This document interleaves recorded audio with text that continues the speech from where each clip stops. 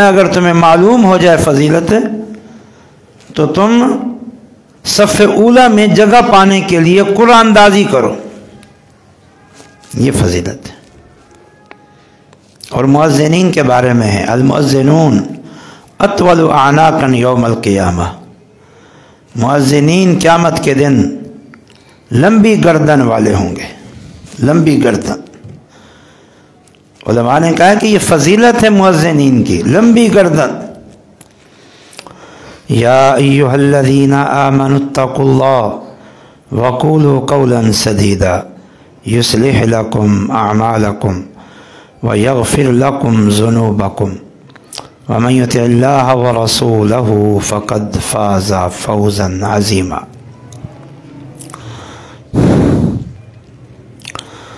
مجھ سے قبل محترم فضیلت الشیخ مولانا عبدالواحد صاحب حفظہ اللہ نے نماز کے حوالے سے بڑی قیمتی، ضروری اور اہم باتیں کی ہیں۔ نماز سے متعلق ہی کچھ باتیں میں بھی عرض کرنے کی کوشش کروں گا۔ نماز کی فرضیت، نماز کا دین کا رکن ہونا، نماز کا دین کا ستون ہونا، نماز کا سب سے عظیم عبادت ہونا ہم سب جانتے ہیں۔ یہی علم ہی کافی ہے ہمیں نمازی بنانے کے لیے، اگرچہ اور بھی بہت سی فضیلت کی باتیں ہیں، نماز کی اہمیت کی باتیں ہیں۔ مثلا نماز گناہوں کی بخشش کا بہت بڑا ذریعہ ہے، اور ساری باتیں اپنی جگہ۔ یہ نماز اور نماز کے جو متعلقات ہیں، یہ اللہ تعالیٰ کی معرفت اور اللہ تعالیٰ کی توحید کو پہچاننے کا بہت بڑا ذریعہ ہے۔ مثلا اذان سے بات چلتی ہے، نماز سے متعلق ایک امر ہے، اذان، اس کا ایک ایک کلمہ اللہ تعالیٰ کی معرفت اور اللہ تعالیٰ کی بالخصوص توحید پر دلالت کرتا ہے۔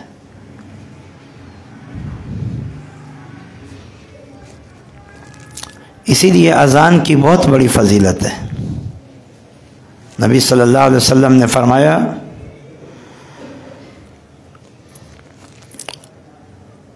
اگر لوگ اذان کی اور صف اول کی فضیلت جان لیں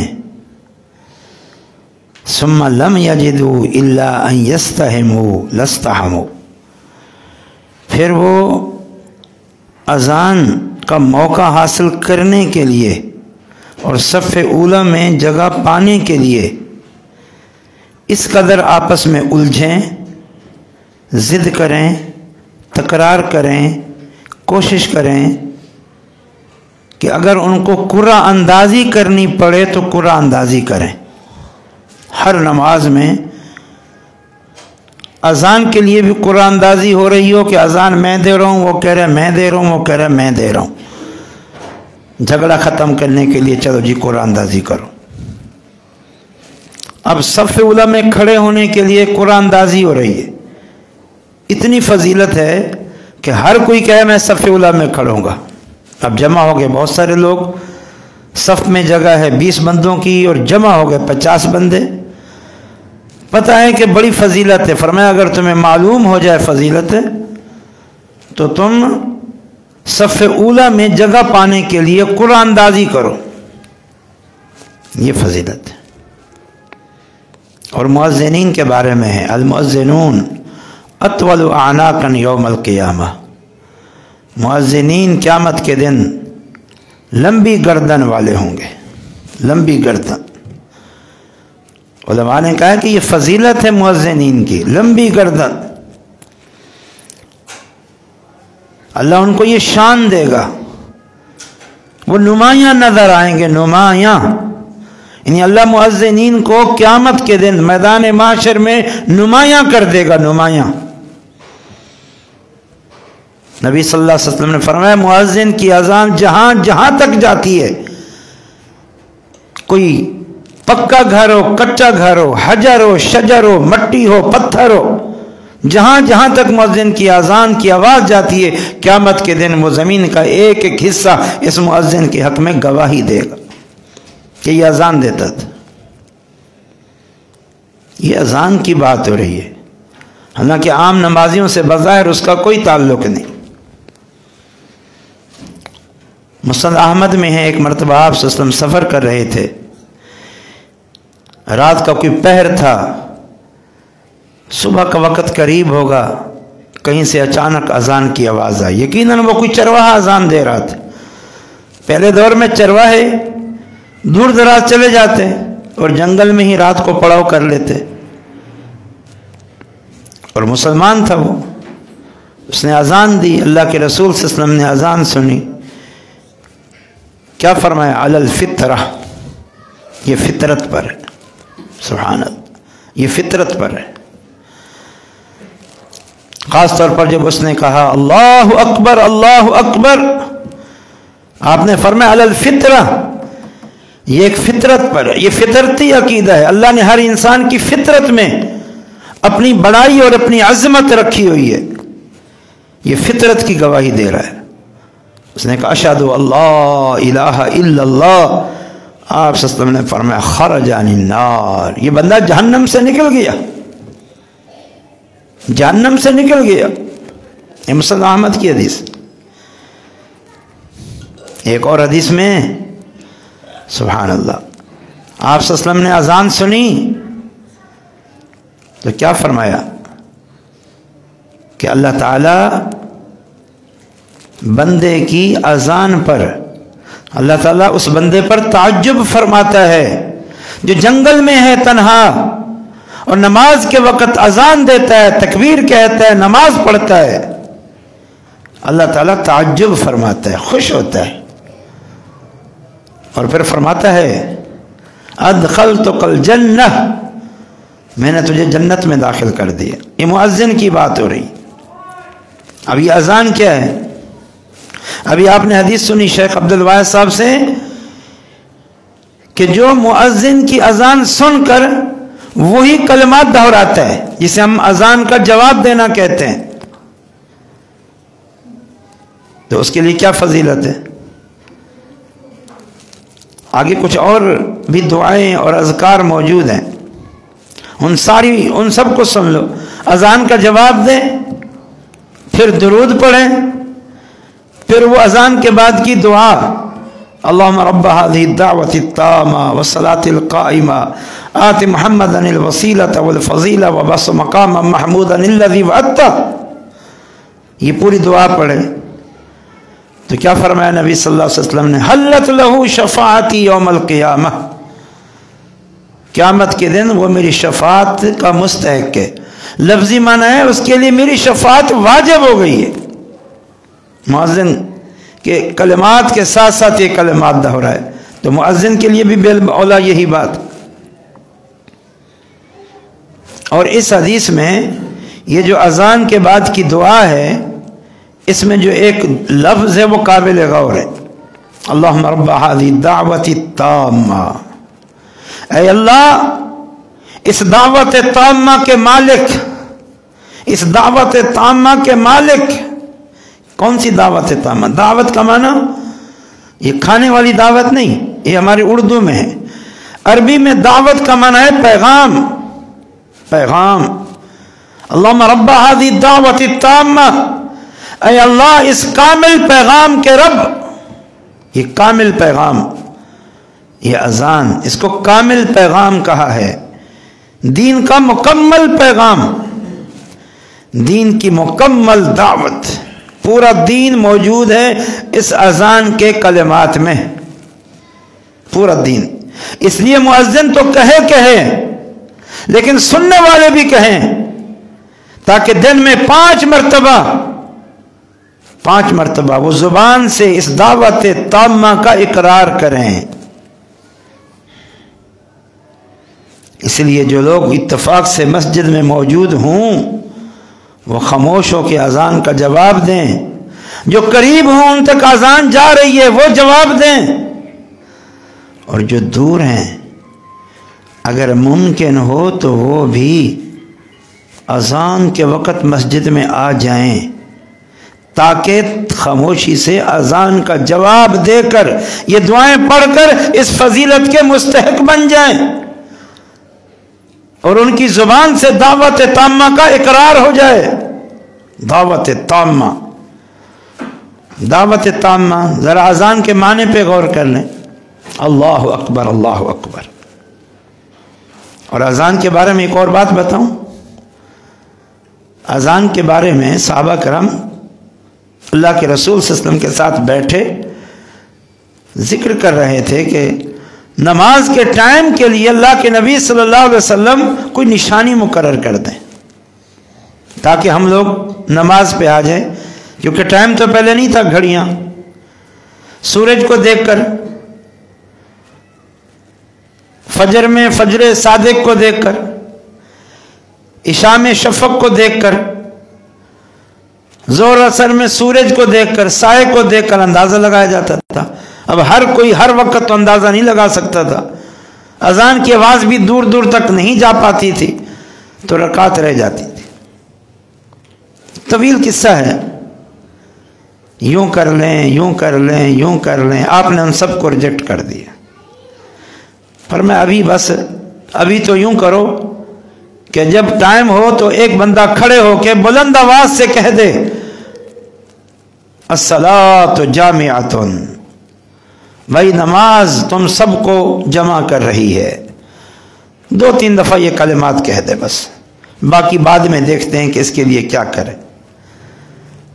پھر اللہ تعالیٰ نے 2 صحابہ کو خواب میں یہ اذان کے کلمات سکھائے، ایک عبداللہ بن زید بن عبد ربہ کو اور ایک عمر رضی اللہ تعالی عنہ کو۔ پہلے عبداللہ بن زید بن عبد ربہ نے آ کر کہا اللہ کے نبی صلی اللہ علیہ وسلم رات فرشتے نے مجھے یہ اذان سکھائی ہے نماز کے لیے، لوگوں کو بلانے کے لیے۔ آپ صلی اللہ علیہ وسلم نے فرمایا انہا لرؤیا حق، یہ حق اور سچ خواب ہے، بلال آؤ، بلال کو بلایا، تمہاری آواز اونچی ہے۔ کہا عبداللہ تم یہ اذان کے کلمات جو تمہیں سکھائے گئے ہیں خواب میں وہ بلال کے کانوں میں ڈالو، اور بلال ایک ایک کلمے کو بلند آواز سے دہرائے تاکہ آواز دور دور تک پہنچے۔ اذان ہو رہی تھی، عمر کے کانوں میں پڑی، وہ بھی خواب دیکھ چکے تھے، وہ بھی آنا چاہ رہے تھے، وہ مزید دوڑتے ہوئے آئے اور اللہ کے نبی صلی اللہ علیہ وسلم کو کہا اللہ کے نبی صلی اللہ علیہ وسلم یہ تو اذان مجھے بھی خواب میں دکھائی گئی۔ کتنا عظیم کلمات ہیں۔ اور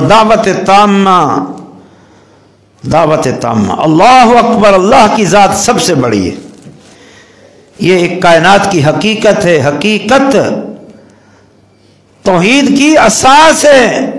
اللہ کی ذات سب سے بڑی ہے، انبیاء سے بڑی، رسولوں سے بڑی، تمام انبیاء، تمام رسول، تمام فرشتے، تمام اولیاء، سب سے بڑی ذات اللہ کی ہے، اس پوری کائنات سے بڑی ہے۔ ذات کے اعتبار سے اللہ سب سے بڑا، مقام، مرتبے، عزت کے اعتبار سے سب سے بڑا، باقی سب اللہ کی مخلوق، اللہ کے بندے۔ اللہ نے ان کو عزت دی، اللہ نے ان کو مقام دیا، اللہ نے انہیں اپنے قریب کیا، یہ اللہ کے مقام دینے سے ان کو ملا ہے۔ سب سے بڑی ذات اللہ کی، اتنا بڑی ذات کہ قیامت کے دن 7 آسمان 7 زمینیں، کائنات کی ساری چیزیں اللہ تعالیٰ کی انگلیوں پر ہوں گی، ہاتھوں میں ہوں گی، اور اللہ تعالیٰ اس پوری کائنات کو اپنے ہاتھوں میں اٹھا کر میدان محشر میں کھڑے انسانوں کو مخاطب کر کے کہے گا لمن الملک اليوم، کس کی ہے بادشاہت؟ این الجبارون، این القہارون، این ملوک الارض، کہاں ہیں دنیا کے جابر، حاکم، ملوک الارض، بادشاہ؟ आज किसकी बादशाहत? ये कितनी बड़ी बात है। अब अल्लाह से मिलाने की कोशिश करे कोई, तो ये तो कितना बड़ा जुल्म है। जो अकबर है उस अकबर के साथ जो कमतर हैं, जो मामूली हैं, जो कमजोर हैं, जो मुतवाज़े हैं, जो आबद हैं, जो मखलूक हैं, जो आबिद हैं, जो साजिद हैं, उन्हें अकबर ज़ात, मसजूद ज़ात, माबूद ज़ात, इलाह ज़ात, रब्बुल आलमीन के साथ मिलाने की कोशिश, इससे बड़ा कोई जुल्म हो सकता है? इसलिए कहा इन्ना शिर्क लज़ुल्मुन अज़ीम, शिर्क जुल्म अज़ीम है। 2 मरतबा अशहदु अल्ला इलाहा, 4 मरतबा अल्लाहु अकबर अल्लाहु अकबर अल्लाहु अकबर अल्लाहु अकबर, अशहदु अल्ला इलाहा इल्लल्लाह।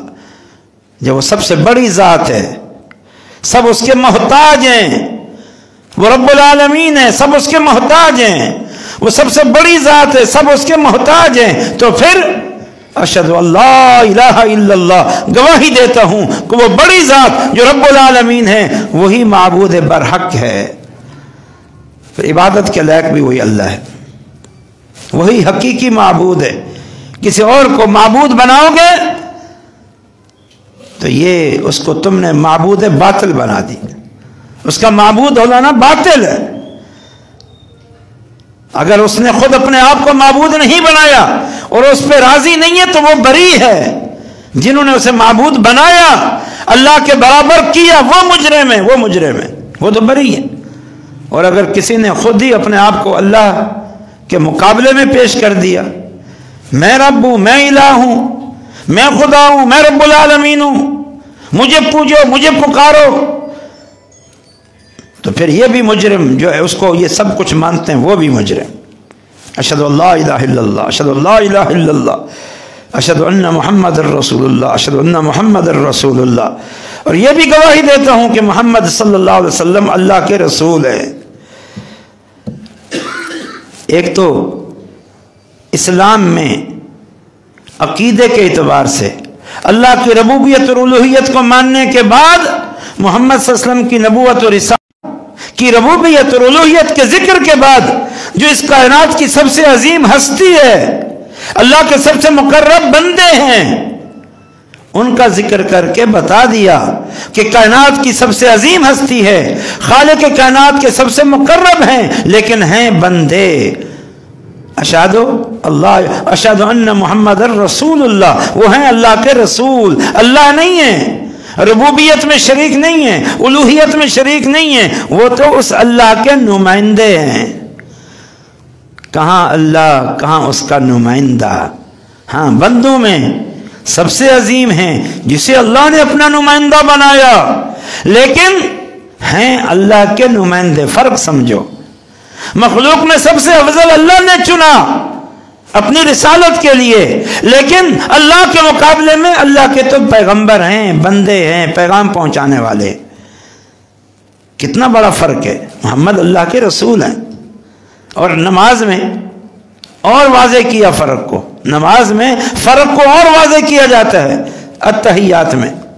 अशहदु अल्ला इलाहा इल्लल्लाह व अशहदु अन्ना मुहम्मदन अब्दुहु व रसूलुहु, वहां और वाज़े कर दिया कि रसूल भी हैं और अब्द भी हैं। वहां यही अशहदु अल्ला इलाहा इल्लल्लाह जो अजान में है, अशहदु अल्ला इलाहा इल्लल्लाह। फिर आगे जो अजान में था अशहदु अन्ना मुहम्मदुर रसूलुल्लाह, लेकिन नमाज में अब्द का इजाफा करके और फर्क बता दिया गया अल्लाह और रसूल के बीच में कि मोहम्मद सल्लल्लाहु अलैहि वसल्लम रसूल है और अब्द हैं। अल्लाह की रुबूबियत और उलूहियत में कोई शरीक नहीं, अल्लाह के मकाम और मर्तबे में कोई शराकत नहीं है। बराबर न समझा, एक न समझना। फर्क है, जमीन आसमान का फर्क है, बल्कि जमीन आसमान का फर्क ये एक समझाने के लिए ज़रबुल मसल है।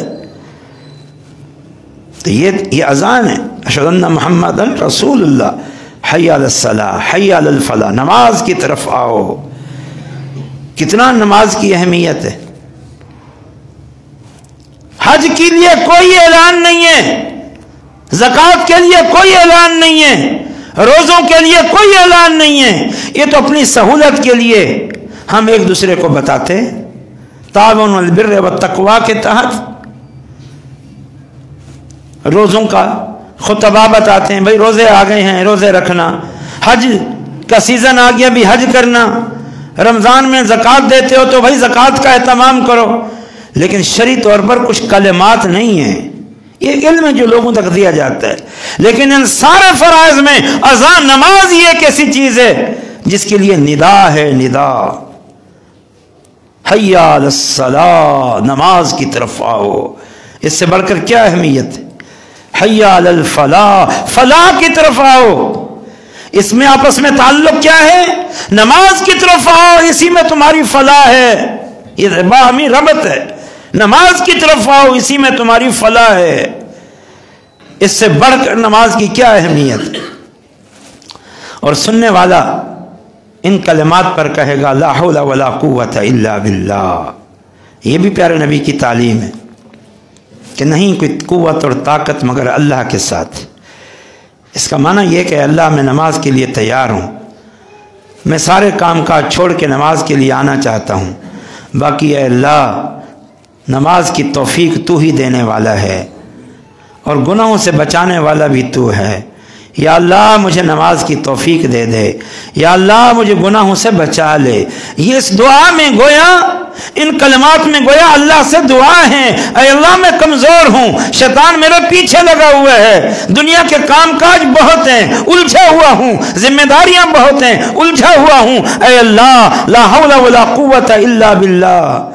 कुव्वत और तसर्रुफ तेरे इख्तियार में है, तू मुझे अल्लाह नमाज की तरफ आने की तौफीक दे दे, मुझे इन दुनियावी झंझटों से वक़्त निकालने की तौफीक दे दे, और ख़ास तौर पर फिस्क व फजूर और गुनाहों से मुझे बचा ले जो मुझे नमाज से रोकते हैं। ये गोया एक दुआइया कलिमात है। और ला हौला वला कुव्वता इल्ला बिल्लाह को नबी सल्लल्लाहु अलैहि वसल्लम ने जन्नत के ख़जानों में से ख़जाना करार दिया है कि ये अक़ीदा कि हर किस्म की कुव्वत, ताकत, तसर्रुफ अल्लाह के इख्तियार में है, अल्लाह की तौफीक से सब कुछ है, इसलिए अल्लाह से तौफीक मांगो। फिर दोबारा अल्लाहु अकबर ला इलाहा इल्लल्लाह, अल्लाह सबसे बड़ा है, अल्लाह सबसे बड़ा है, अल्लाह के अलावा कोई माबूद बरहक नहीं है, इबादत के सारे उमूर सिर्फ एक अल्लाह के लिए ख़ास हैं, उसमें कोई शरीक नहीं है। ये अज़ान दावत ताम में अल्लाह का नाम आ गया, अल्लाह के रसूल का नाम आ गया, ख़ास तौर पर अज़ान का आ गया, और अल्लाह के मुताल्लिक़ ख़ास तौर पर उलूहियत का आया, और रसूल के मुताल्लिक़ ख़ास तौर पर रिसालत का आया। और रसूलुल्लाह कहने में कितना बड़ा पैगाम है कि मोहम्मद अल्लाह के रसूल हैं। जब अल्लाह के रसूल है तो माना अल्लाह का दीन लेकर आए, पैगाम लेकर आए, शरीयत लेकर आए, अवामिर लेकर आए, नवाही लेकर आए, नसीहत लेकर आए। एक तो ये ऐसे नहीं है कि बस मोहम्मद को मान लो लेकिन जो शरीयत लाए हैं वो ना मानो, जो तालीमात दी हैं वो ना मानो। क्या क्या माना आपने? ये तो अल्लाह ने एहसान किया, उनके ज़रिए दीन और शरीयत भेजी।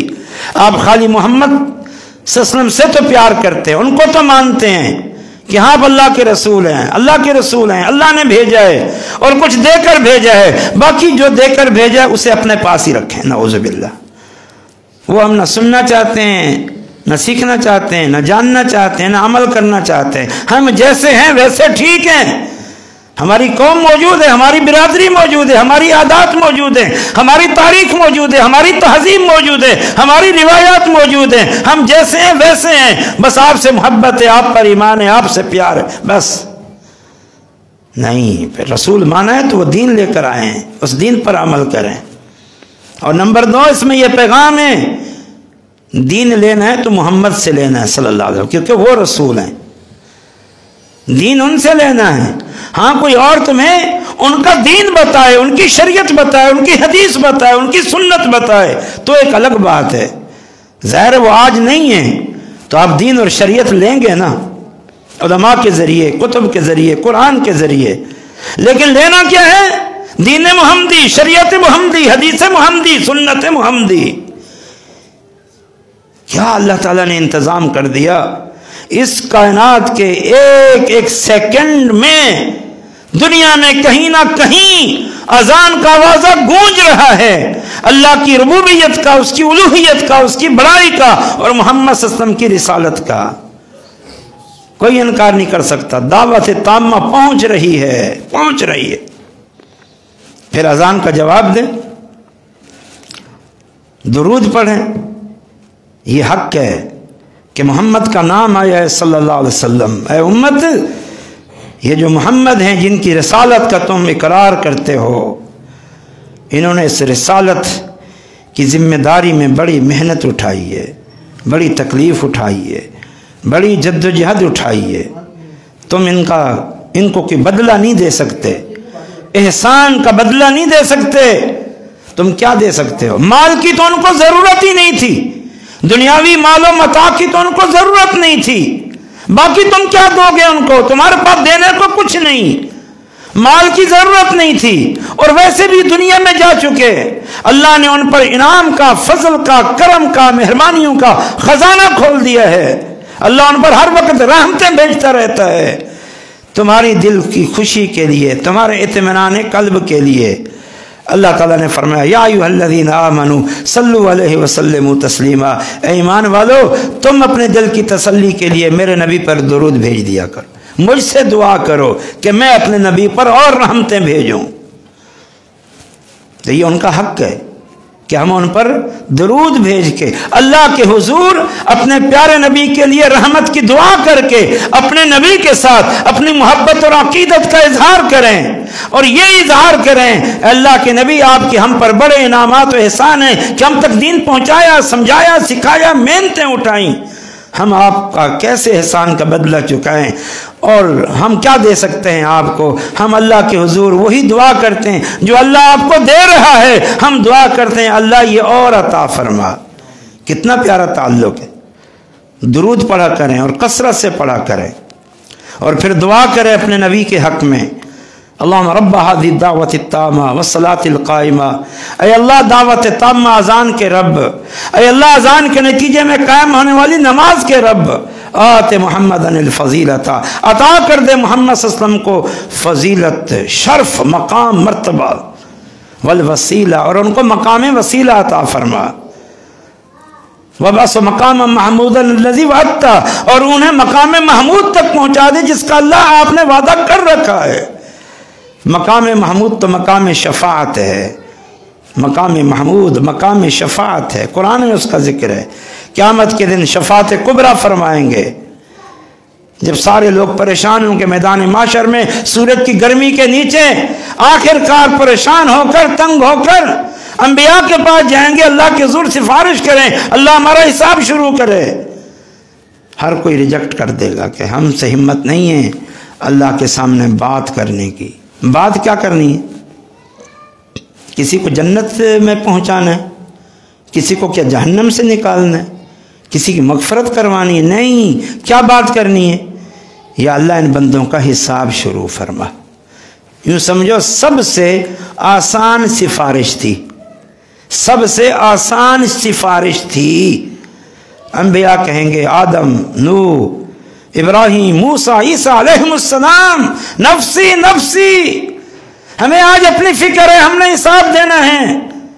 آج اللہ ایسا ناراض ہے کہ آج سے پہلے کبھی ناراض نہیں ہوا. آخر محمد صلی اللہ علیہ وسلم جن سے اللہ نے وعدہ کر رکھے ہم نے آپ کو مقام محمود دینا ہے، اس وعدے کے بنیاد پر آپ ایک مخصوص مقام پہ جا کے سجدے میں گر جائیں گے اور طویل حمد و ثنا بیان کریں گے. اللہ الہام فرمائے گا حمد و ثنا. پھر اللہ تعالیٰ فرمائے گا یا محمد ارفع راسک سل تعطی. اے محمد صلی اللہ علیہ وسلم سر اٹھائیں، سوال کریں کیا مانگنے آئے. یہ مانگنے کا انداز ہے، یہ اپنی بات منوانی کی بات ہو رہی ہے. یہ مانگا جا رہا ہے، دعا، التجا، سفارش، عرض. مالک اللہ ہے، مالک یوم الدین، مالک اللہ ہے. فرمایا یا فاطمہ بنت محمد انقذی نفسک من النار فإنی لا اغنی عنک من اللہ شیئا. فاطمہ محمد کی بیٹی، اپنے آپ کو بچا کے آنا، میں تمہیں نہیں بچاؤں گا. صفیہ محمد کی پھوپھی صلی اللہ علیہ وسلم، اپنے آپ کو بچا کے آنا، میں نہیں بچاؤں گا تمہیں.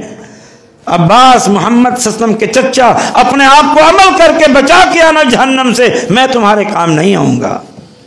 یہ بھی چیز جان لیں.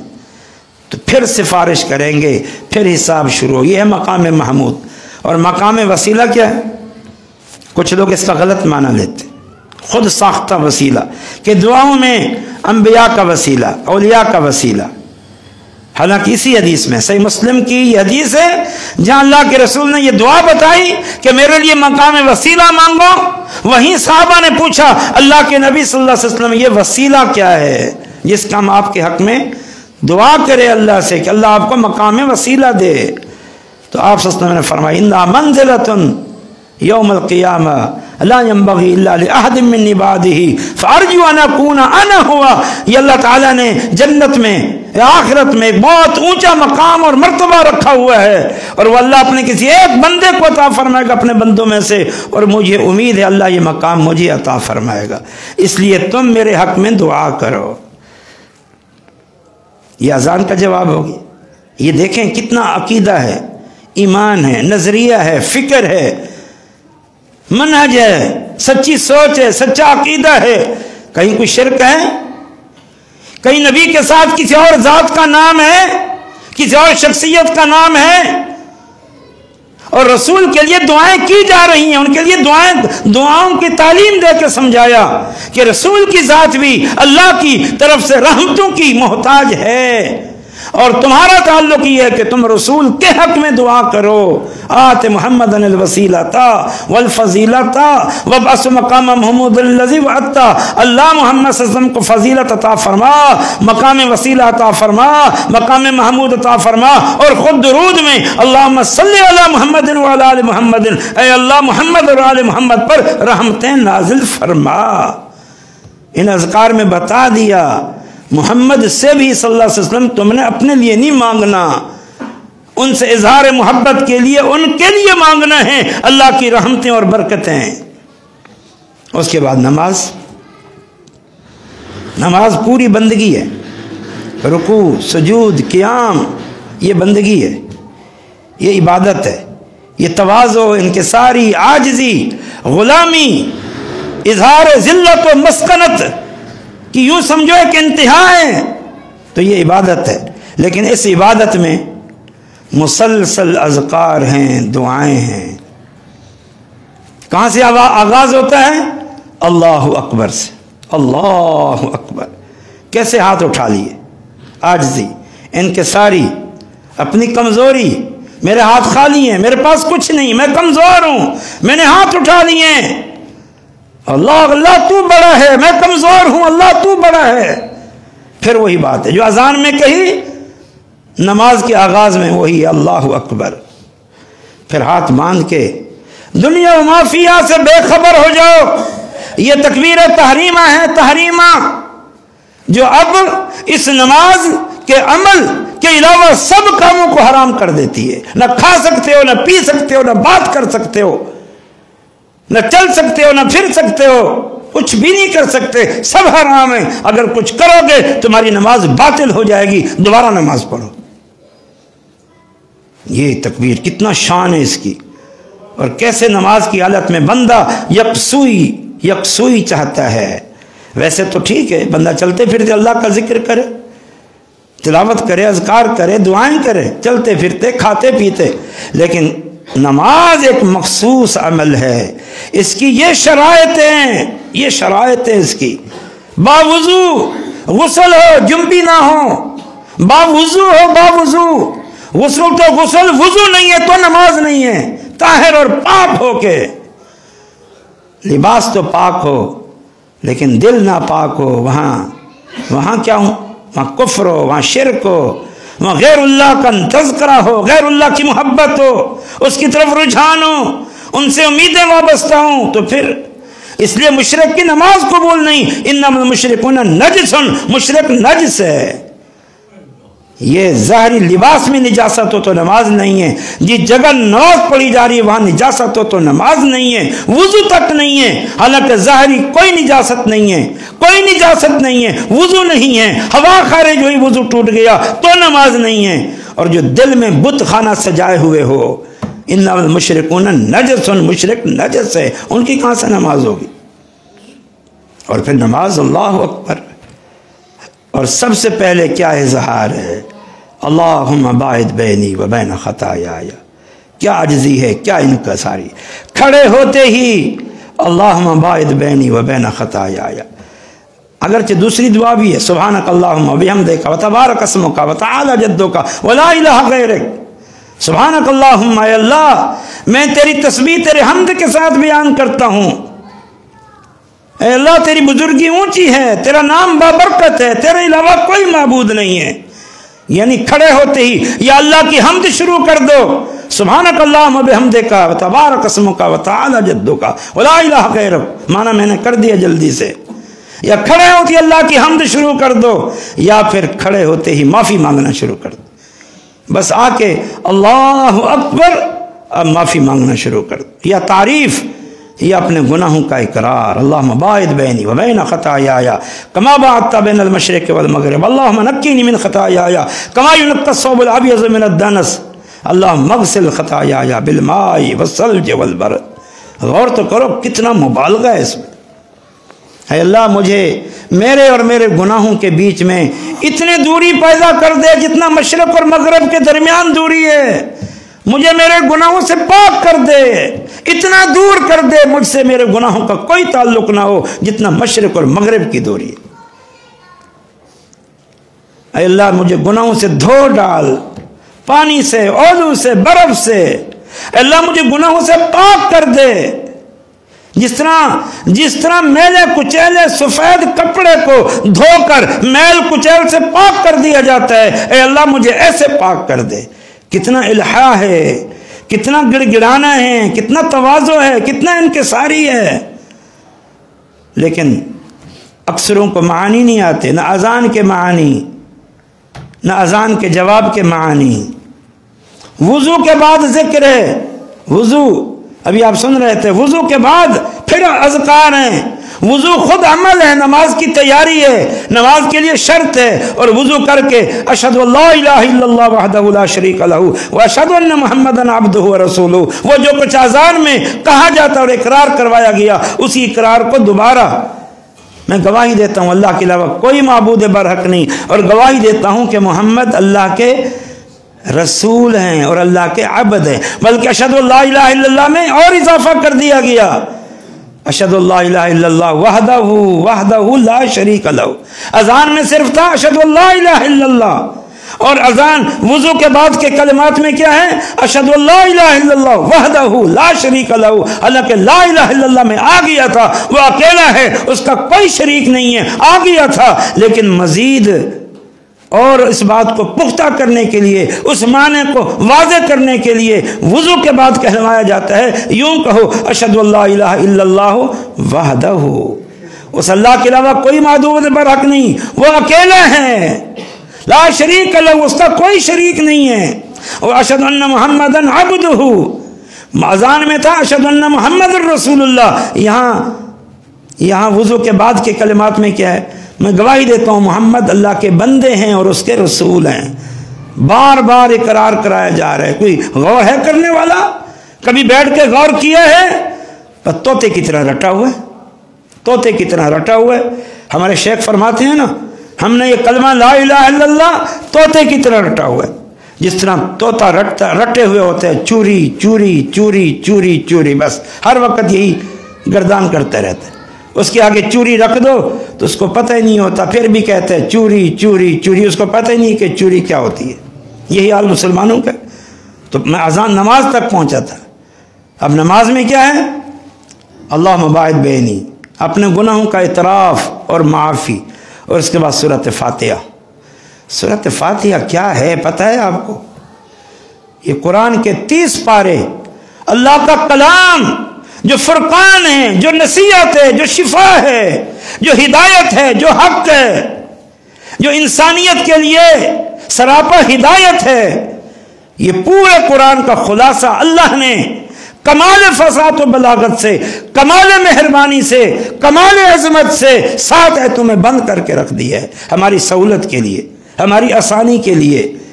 कि 30 पारे तो पढ़ो, तफसीली कलाम तो पढ़ो, तफसीली अहकामात तो लो, सब बातें तफसील से पढ़ो वहाँ, लेकिन اختصار بھی سنتے رہو تاکہ یہ جامعیت پورے کلام کا خلاصہ بھی تمہارے ذہنوں میں رہے۔ اور پھر اس سورۃ فاتحہ کو نماز میں فرض قرار دے دیا، نماز کی ہر رکعت میں فرض قرار دے دیا، نماز کوئی بھی ہو، حتیٰ کہ جنازہ بھی جہاں بنیادی طور پر دعا کرنے کے لیے آئے ہیں اس میں بھی نماز میں فرض، ہر رکعت میں فرض، ہر نماز کی ہر رکعت میں فرض، حتیٰ کہ امام کے لیے بھی، مقتدی کے لیے بھی، اکیلے کے لیے بھی، مرد کے لیے بھی، عورت کے لیے بھی، حتیٰ کہ کہہ دیا لا صلاۃ لمن لم یقرأ بفاتحۃ الکتاب، جو فاتحہ نہیں پڑھتا اس کی نماز ہی نہیں ہے۔ کتنی بڑی بات۔ اس سورۃ فاتحہ کا پھر ہم ورد کرتے ہیں، کیا کرتے سب، الامام بھی مقتدی بھی۔ تمام تعریفیں اللہ کے لیے ہے جو رب العالمین ہیں۔ یہ بندہ کھڑا ہو کے سب سے پہلا اقرار کرتا ہے اے اللہ تو رب العالمین ہے، سب نعمتیں تیری دی ہوئی ہیں۔ 5-10 منٹ اور لوں گا آپ کے انشاءاللہ۔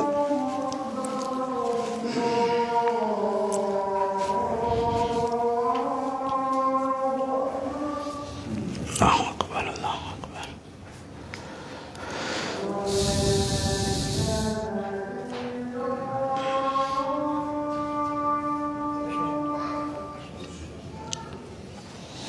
کب ہے اذان؟ 50 پہ چھوڑ دیتے ہیں، پھر کبھی آ جائیں گے انشاءاللہ، ٹھیک ہے؟ لوگوں نے جانا ہوگا تو پھر انشاءاللہ یہ پروگرام یہی ختم کرتے ہیں، پھر کبھی اللہ موقع دے گا تو ہم اس بات کو آگے بیان کریں گے انشاءاللہ، تاکہ ساتھیوں نے کہیں جانا ہے تو اپنے اپنے علاقوں میں نماز پڑھیں، ٹھیک؟ بیان کر دیں،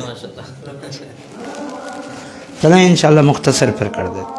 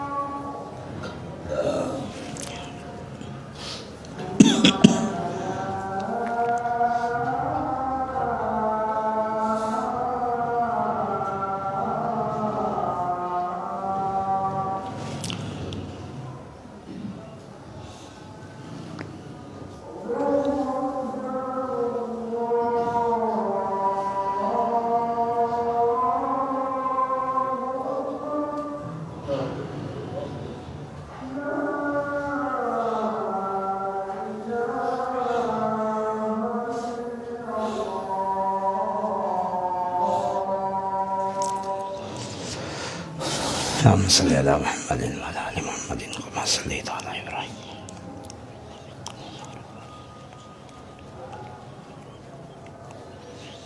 اللهم رب هذه الدعوة التامة والصلاة القائمة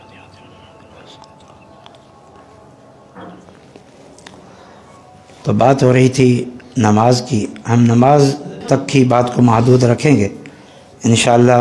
اگلی نشست میں ہم نماز کے بعد کے جو اذکار ہیں جو الحمدللہ ہر مسجد میں لگے ہوئے ہیں، ہم اس کا معنی اور مفہوم اللہ کی توفیق سے آپ کے سامنے رکھیں گے۔ تو بات ہو رہی تھی جب ہم نماز شروع کرتے ہیں تو سورۃ فاتحہ کی الحمدللہ رب العالمین کھڑے ہو کے کیا اقرار کر رہے ہیں آپ؟ تمام قسم کی تعریفات صرف اللہ کے لیے ہیں، سبحان اللہ، اس میں کوئی اللہ کا شریک نہیں، اللہ کے لیے، کیونکہ ساری نعمتیں اللہ کی ہیں، اللہ کی ذات صفات کمال رکھتی ہے، اللہ کے افعال انتہائی کمال کو اور حسن کو پہنچے ہوئے ہیں، ان امور میں کوئی اللہ کا شریک نہیں، اس لیے ساری حمد میں کوئی اللہ کا شریک نہیں۔ کسی اور کے لیے اس طرح کا جملہ نہیں کہہ سکتے. یہ اللہ کی عظمت. کیوں؟ کہ اس کا کوئی شریک ہی نہیں ہے. جب اس کی ذات میں، صفات میں، افعال میں کوئی شریک نہیں ہے تو پھر جب اللہ کے لیے حمد بیان کریں گے تو کہیں گے الحمدللہ، تمام تعریفیں صرف اللہ کے لیے ہیں، کوئی شریک نہیں، کوئی شریک نہیں. باقی اگر کسی اور کے انعامات اور احسانات ہیں تو وہ صرف ذریعہ بنا ہے، وسیلہ بنا ہے. وہ تعاون البر والتقوی ہے، وہ اللہ کی توفیق سے ہے، اللہ کی توفیق سے ہے. اللہ تعالیٰ کے فضل و کرم سے وہ ہمیں نعمت پہنچی ہے، چاہے جن ذریعوں سے پہنچی ہے. لیکن الحمدللہ رب العالمین، اور وہ اللہ رب العالمین ہے، پوری کائنات کا رب. رب میں خالق ہونا، مالک ہونا، رازق ہونا اور مدبر ہونا، یہ 4 معنی ہیں. پوری کائنات کا خالق، پوری کائنات کا مالک، پوری کائنات کا رازق اور پوری کائنات کے نظام کو چلانے والا. یہ اقرار ہم کرتے ہیں، کئی بار اقرار کرتے ہیں. الرحمن الرحیم، وہ رحمان الرحیم ذات ہے. رب العالمین ہونے کے باوجود، قوتوں اور طاقتوں اور عظمتوں اور اختیار کے مالک ہونے کے باوجود، کسی کو جواب دے نہیں ہے، جو چاہے کرے، بے پرواہ ہے، اس کے باوجود الرحمن الرحیم ہے. کیونکہ آخر ہم اس کے بندے ہیں. لیکن اس کی یہ رحمت دنیا تک ہے، دنیا تک عام انسانوں کے لیے. کفر کے باوجود بھی کھلاتا ہے، پلاتا ہے، پہناتا ہے، اولاد دیتا ہے، صحت دیتا ہے. شرک کے باوجود بھی یہ ساری نعمتیں دیتا ہے. بغاوتوں اور سرکشوں کے باوجود بھی یہ ساری نعمتیں دیتا ہے. حجت پوری فرماتا ہے ہم پر. یہ انبیاء کی بعثت اللہ کی رحمت ہے، کتب سماویہ کا نزول اللہ کی رحمت ہے. یہ دنیا میں علماء کا وجود اللہ کی رحمت ہے، جو بندوں تک دین پہنچاتے ہیں. پھر اللہ کی طرف سے ڈھیل ملتی ہے، توبہ کا موقع ملتا ہے، یہ بھی اللہ کی رحمت ہے. لیکن یہ سب دنیا تک. ہاں، اہل ایمان کے لیے موت کے بعد اب رحمت صرف اہل ایمان کے لیے ہے. پھر وہ تو وہ رحمت ہے. کیا یہ دنیا کی نعمتیں کوئی حیثیت ہے اس کی؟ والآخرۃ خیر وابقا، آخرت بہتر، بہتر. یہ ساری دنیا اللہ کے ہاں مچھر کے پر کے برابر بھی حیثیت نہیں رکھتی. پھر ہمیشہ اللہ کے مہمان ہیں، پھر اللہ کی رضامندیاں ہیں، پھر جنت ہے، جنت کی نعمتیں ہیں، پھر تو رحمتیں ہی رحمتیں اور بڑھتی چلی جائیں گی، نہ ختم ہونے والی. تو اللہ رحمان الرحیم ہے. دنیا میں رحمت ہے.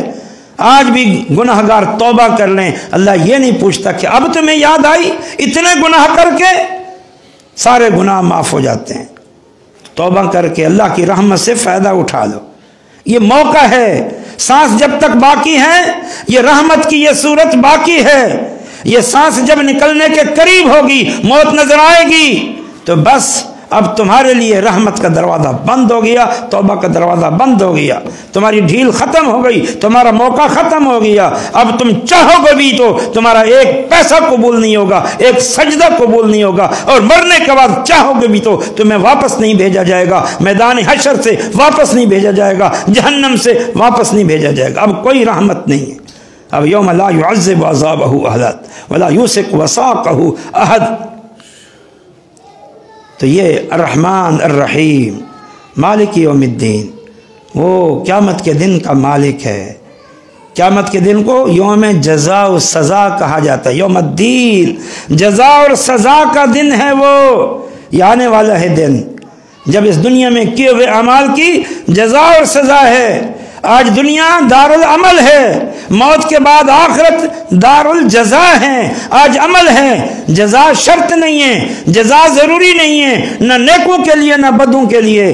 اللہ تنبیہ کے طور پر، سمجھانے کے طور پر کسی کو ہلکی پھلکی جزا اور ہلکی پھلکی سزا دیتے وہ الگ بات ہے، لیکن اصل جزا اور سزا کا دن قیامت کا دن ہے. یاد رکھنا اس بات کو. کچھ لوگ سمجھتے ہیں کہ اتنے بڑے باغی ہیں، مولوی ڈراتے رہتے ہیں، یہ گناہ، یہ گناہ، یہ گناہ. اتنے عرصے سے گناہ کریں، ہمیں تو کچھ بھی نہیں ہوتا. ارے خام خواہ جی، یہ نماز کی یہ فضیلت، روزے کی یہ فضیلت، یہ برکتیں، اللہ کی رحمتیں، اللہ کی بخششیں، اللہ کا ساتھ کہاں ہیں جی فلاں کو؟ وہ غریب کا غریب ہی ہے، وہ مسکین کا مسکین ہے، وہ بیمار کا بیمار ہے، اور نمازیں نہیں چھوڑتے پھر بھی بیمار ہے. ایسے لوگ باتیں کرتے ہیں کہ نہیں کرتے؟ یہ اللہ کی رحمت کا مذاق اڑانا ہے. یہ اللہ تعالیٰ نے ان کے لیے، ان نیک لوگوں کے لیے جزا کو، بدلے کو جمع کر رکھا ہے، اور ان کا امتحان ہو رہا ہے. اور برے لوگوں کو اللہ نے مہلت دی ہوئی ہے تاکہ یہ میرے بندے ہیں، ان پر حجت پوری ہو جائے۔ مالک یوم الدین، قیامت کے دن کا مالک اللہ ہے، اور اس دن وہ مالک ہے اللہ کے معاملات میں۔ دنیا میں بھی کسی کی مداخلت نہیں، لیکن دنیا میں پھر بھی اللہ تعالیٰ نے عارضی اور وقتی اختیار اور بادشاہتیں دی ہوئی ہیں، لیکن جب قیامت قائم ہو جائے گی تو پھر کسی کے پاس ذرا سا بھی اختیار نہیں ہوگا۔ انبیاء بھی تھر تھر کانپیں گے، تھر تھر کانپیں گے۔ اور یہاں لوگوں نے پتہ نہیں کیا کیا کہانیاں گھڑی ہوئی ہیں، فلاں بزرگ، فلاں پیر، فلاں مرشد بخشوا لیں گے، چھڑوا لیں گے، اللہ سے وعدہ لے کر آئے ہیں، کوئی جو ہے نا کہ وہ پکے وعدے کر کے رکھے ہوئے ہیں کہ ہم چھڑوا لیں گے، اللہ نے وعدہ کر کے رکھا ہے۔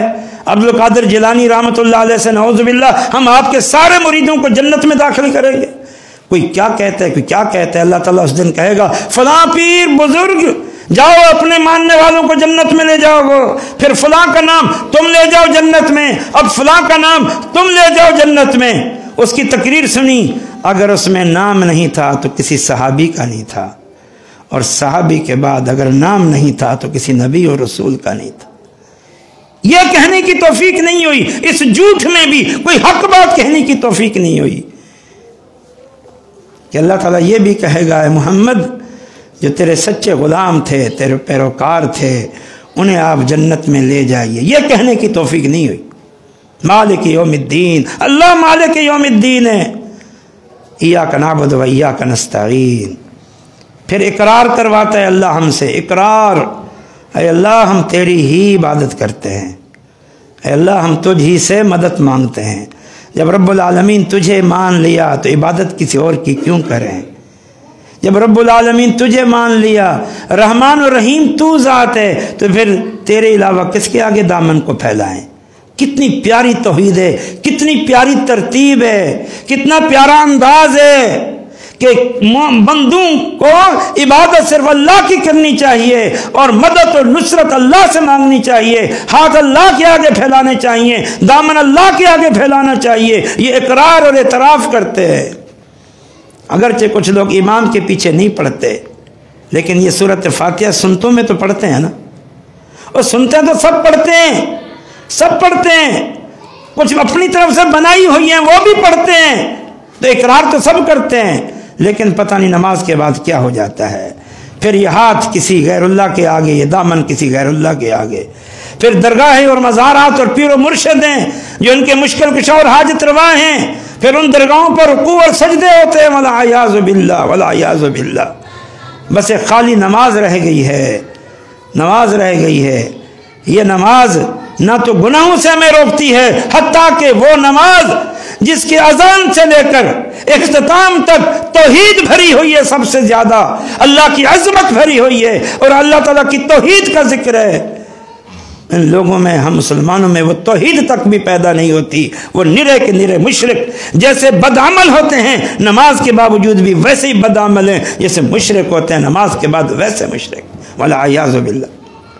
اور اس کے بعد پھر قرآن کی کوئی صورت، یہ قرآن سے تعلق اور امام کا تقرر، امام میں نماز با جماعت میں جہاں اور فائدے ہیں، ایک سب سے عظیم الشان فائدہ یہ ہے کہ جہری نمازوں میں ہر دن قرآن سننے کو ملتا ہے، مغرب میں قرآن سن کے جاؤ، عشاء میں قرآن سن کے جاؤ، اور فجر میں تو خوب قرآن سن کے جاؤ، فجر میں تو خوب قرآن سن کے جاؤ، طویل قرآن سن کے جاؤ، حتیٰ کہ فجر میں تو فرشتے آتے ہیں، وَقُرْآنَ الْفَجْرِ إِنَّ قُرْآنَ الْفَجْرِ كَانَ مَشْهُودًا۔ فجر کی قرات جب ہوتی ہے ہر مسجد میں تو وہ سارے فرشتے گویا وہ جمع ہو جاتے مسجدوں میں کہ ہم قرآن سنیں۔ تو قرآن کتاب ہدایت ہے، قرآن کتاب نور ہے، قرآن کتاب فرقان ہے، قرآن کتاب شفا ہے، دلوں کا علاج ہے، حق و سچ کا بیان ہے۔ اس لیے کہا گیا کہ قرآن نہ امامت کا حقدار کون ہے؟ جو حافظ قرآن اور عالم دین ہو، سب سے بڑھ کر حافظ اس لیے کہ اس نے قرآن زیادہ سے زیادہ پڑھنا ہے، اور دین کا اتنا فہم ضرور ہو کہ وہ نماز کی متعلق سنت جو طریقہ ہے اس کو اچھی طرح جانتا ہو، تاکہ نماز میں کوئی خرابی واقع ہو جائے تو کوئی الجھن نہ ہو۔ تو اہم ترین شرط کیا ہے؟ حافظ قرآن۔ یہ ترجیح بنیادوں پر ہے، کیوں؟